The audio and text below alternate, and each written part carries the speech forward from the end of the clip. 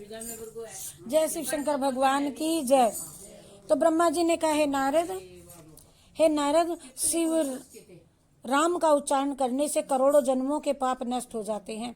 ऐसा कोई भी दोष नहीं है जो शिव नाम के जप करने से नष्ट ना हो जाता हो। मैं इस संबंध में तुमसे एक इतिहास कहता हूँ।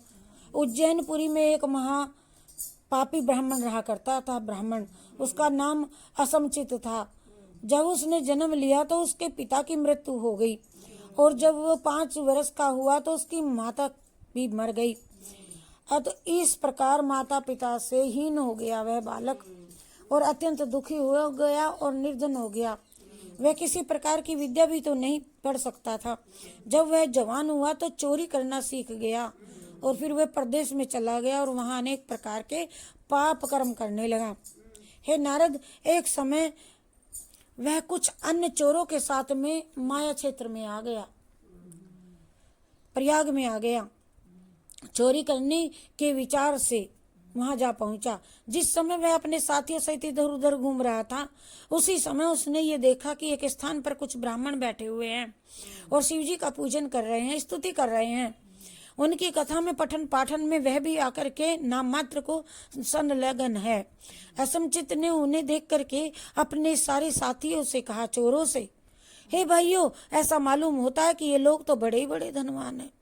ये परस्पर धीरे धीरे बतला रहे हैं आपस में, ये पैसे की बातें कर रहे हैं। उन्हें पता नहीं था कि ये जाप कर रहे हैं भक्ति का।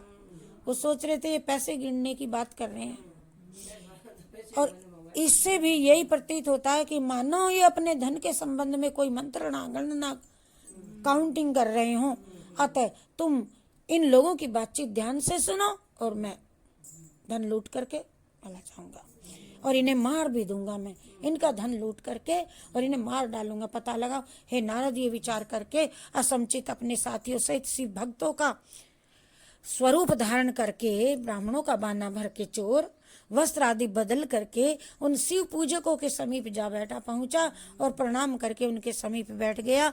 वहां उसने शिव जी का महत्व भली प्रकार से सुना, श्रवण किया, और वह उस संगति से एवं श्रवण के केवल प्रभाव से उसके सभी पाप नष्ट हो गए। तब उसने अत्यंत व्याकुल होकर के उन ब्राह्मणों के हाथ जोड़ करके कहा, प्रभु, मैं तो महापापी हूँ, आप लोग मुझे अपना सेवक जान करके भव सागर से पार लगा दीजिए। मैंने करोड़ों करोड़ों पाप किए हैं तथा सहस्त्रों ब्राह्मणों को बड़ा कष्ट पहुंचाया है। अब आपसे मेरी ये प्रार्थना है कि आप मुझे कोई ऐसा उपाय बताने की कृपा करें कि जिससे मेरे संपूर्ण दोष पाप नष्ट हो जावें। इस प्रकार कह करके वह उन भक्तों के चरणों में गिर पड़ा, और ये देख करके उन ब्राह्मणों ने धन्य धन्य करते हुए उत्तर दिया, हे असमचित, तुम्हारा परम सौभाग्य है जो तुम यहाँ पर आन पहुँचे। तुम्हें उचित है कि तुम गंगा के तट पर ही रहो और महगिरी पर स्थित शिव जी के मंदिर में जाओ और वहाँ भगवान सदाशिव का पूजन और जप करो। ऐसा करने से तुम्हारे संपूर्ण पाप नष्ट हो जाएंगे। हे नारद, ब्राह्मणों के मुख से ये वचन सुनकर के असमचित ने तुरंत मंदिर में चला गया, पहुंच गया और वहां भगवान सदाशिव के पूजन में करने लगा, उनके नाम का जप सदैव करने लगा। और इस प्रकार 7 दिन 7 रात्रि तक वह शिव जी का जप तप करता रहा। और तब भगवान भूत भावन ने अत्यंत प्रसन्न होकर के उसे अपना दर्शन देते हुए कहा, हे असमचित, तुम्हारा कल्याण हो। अब तुम्हारी जो इच्छा हो सो वर मांग लो। जिसके से कि शिव जी के मुख से ये वचन सुन करके असमचित ने उनके चरणों में गिरते हुए दंडवत प्रणाम की तथा बहुत प्रकार की स्तुति की। तब शिव जी ने उनकी अभिलाषा को समझ करके उसे संपूर्ण विद्याएं प्रदान करा दी, जिससे असमचित परम विद्वान होकर के शिव जी के तत्व तथा स्वरूप को पहचान करके उनकी सदैव स्तुति करने लगा।